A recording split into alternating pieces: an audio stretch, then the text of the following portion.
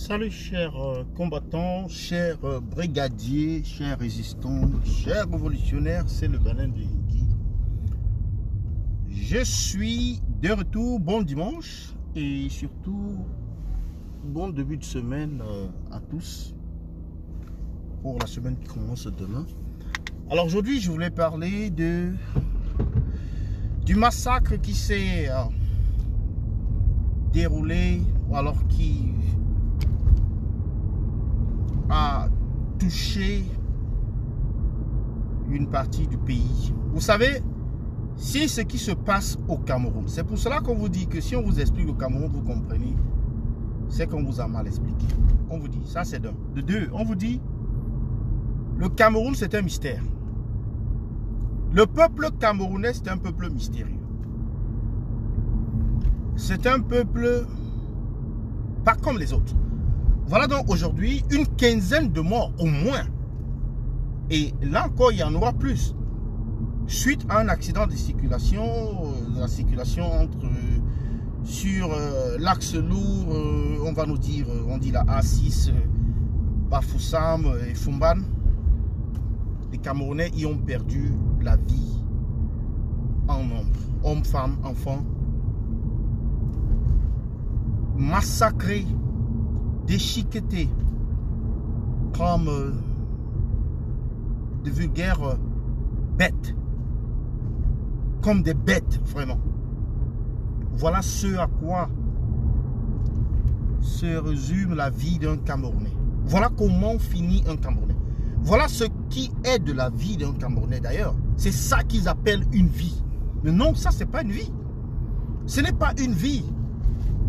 Ceux-là hier, ils étaient au bar. Ils étaient peut-être dans les églises réveillées. Ils ont prié. Ils étaient à l'école. Pour ceux qui vont à l'école et tout ça. Au boulot. En famille. En réunion. Aujourd'hui, décédés. Décédés. Parce que, je vous l'avais dit, voyager au Cameroun nécessite, n'est-ce pas, que vous pensiez à écrire votre testament parce que vous ne savez pas si vous allez retourner de ce voyage vivant ou si vous allez sortir de ce véhicule vivant.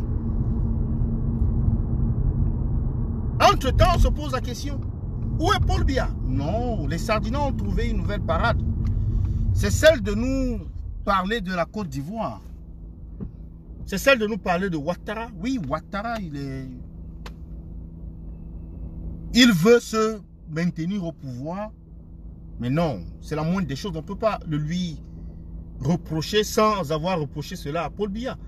Si, il me paraît même d'ailleurs que lui copie juste l'exemple de Paul Biya, c'est tout. De ces vieux dictateurs qu'il a trouvés là qui veulent s'éterniser au pouvoir. Non, laissons le problème des Ivoiriens aux Ivoiriens. Occupons-nous des Camerounais.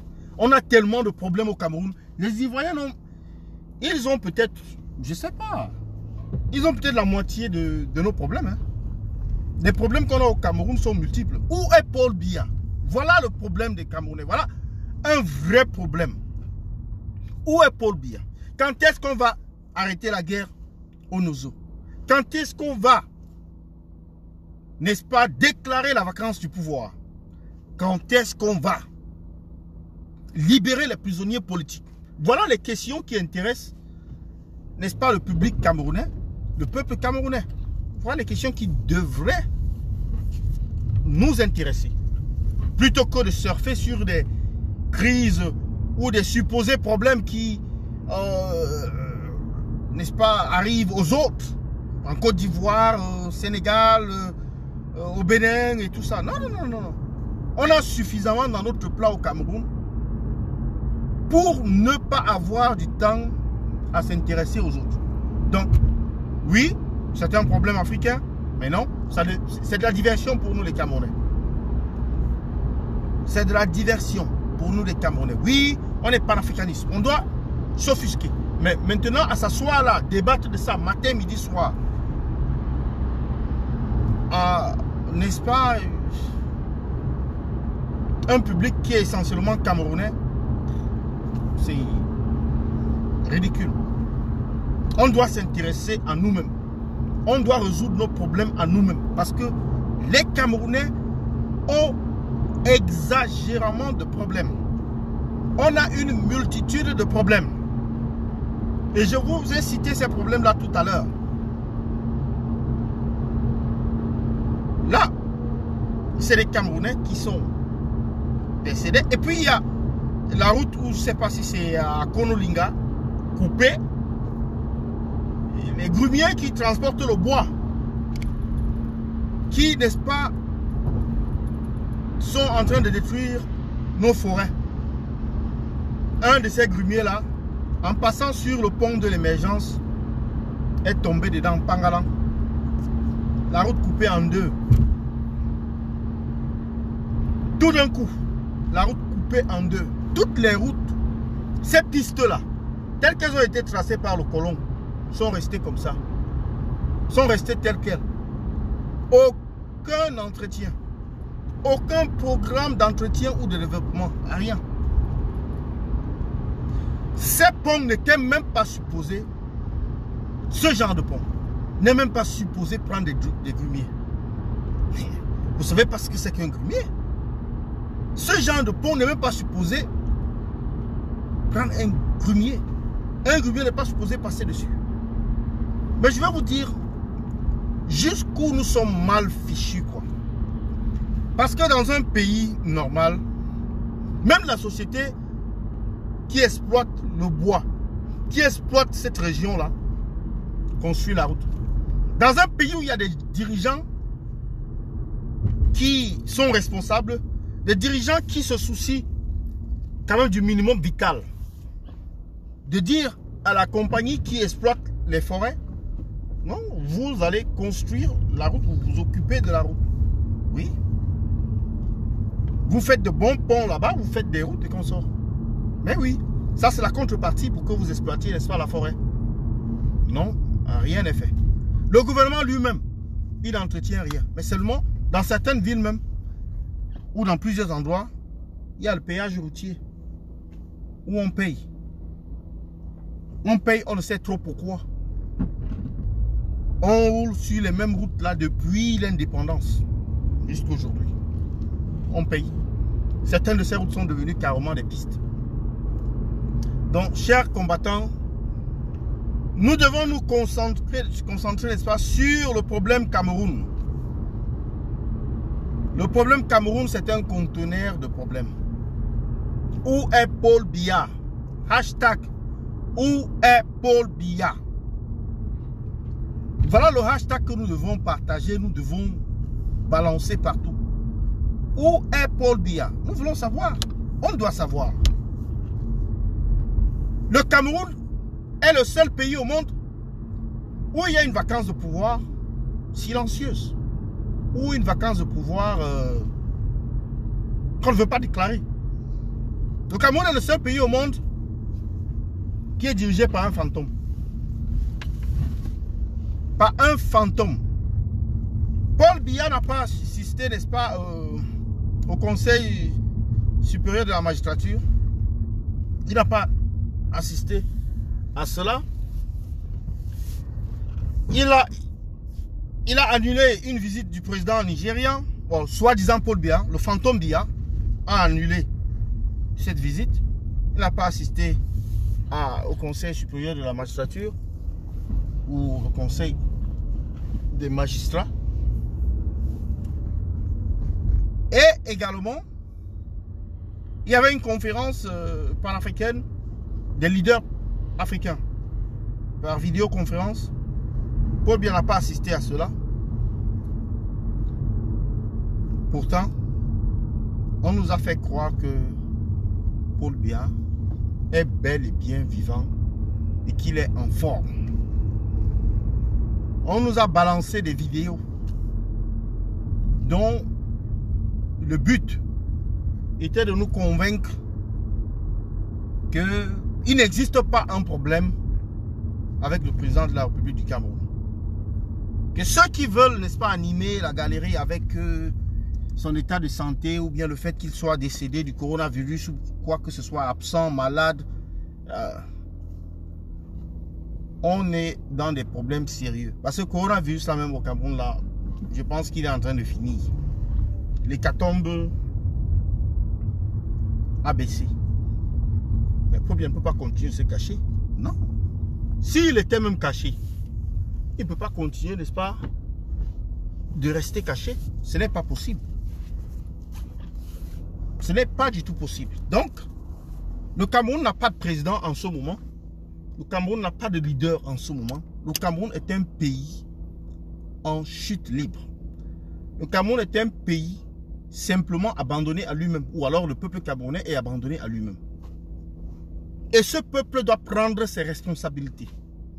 Le peuple camerounais se doit de prendre ses responsabilités et d'agir dans l'intérêt de la nation. De penser aux progénitures, de penser au futur. Parce que sinon, nous sommes là en train de jouer avec du feu. Sinon, on va se brûler très mal. Et on va repartir pour 30 années de colonisation, 30 années de dictature, 30 années de néocolonisation, si vous voulez. Nous avons des ennemis qui sont clairs, qui sont bien identifiés. La France, ou alors, oui, la France coloniale, la France, le gouvernement français. Et les pseudo-leaders ou les dictateurs qui sont en réalité leurs sous-préfets, qui travaillent pour leur compte. Voilà nos premières cibles. Il y a maintenant les multinationales, oui, et il y a également les faux opposants. Les faux opposants. Voilà nos ennemis que nous devons combattre. Nous devons les combattre avec acharnement. Nous devons les combattre avec méthode. Il est temps qu'on s'asseye, je pense qu'on repense un peu la stratégie du combat. Mais, il se trouve que nous soyons bloqués parce que le déclic pour beaucoup de combattants aujourd'hui devrait se produire à grand zéro, c'est-à-dire au Cameroun. Les Camerounais doivent se lever pour, n'est-ce pas, reprendre le pouvoir qui est le leur. Tant qu'ils ne le feront pas, nous serons en stagnation totale. Les Camerounais doivent se lever. Il est temps, il est plus que jamais temps de se lever. Si on laisse passer cette opportunité et que M. Biya se fait remplacer par un autre néocolon, alors nous sommes fichus. C'est tout ce que j'avais à dire pour ce dimanche. Et puis, mes condoléances à toutes les familles affectées par ce drame, par ce massacre qui a eu lieu à l'ouest. On dira bien, mais c'est pas Paul Biya qui conduisait. Mais oui, Paul Biya conduit déjà le, comment je peux dire, la navette Cameroun. Et elle se porte très mal. Mais tout ce qui arrive là, Paul Biya a sa main dedans. Il a sa responsabilité dedans. Parce que ces routes, il devait... C'est le gouvernement. Oui. Où nous vivons, on nous dit on ne peut pas, n'est-ce pas, avoir conduire en utilisant le téléphone, en parlant au téléphone, tout ça. Ok. Si tu le fais, à tes risques et périls. Oui. Mais quand on t'attrape, on te donne la sentence, quoi. C'est une amende. Claire. Tu écopes. Claire.